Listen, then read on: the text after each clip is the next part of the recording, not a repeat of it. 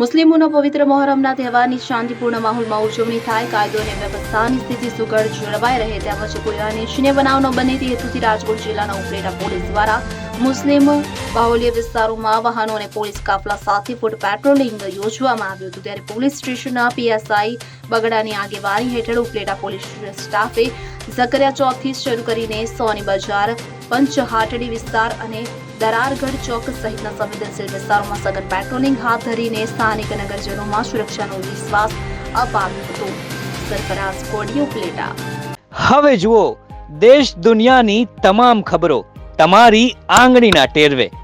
ઉઠાવો મોબાઈલ અને Google play store પરથી ડાઉનલોડ કરો અમારી CN24 ન્યૂઝ મોબાઈલ એપ।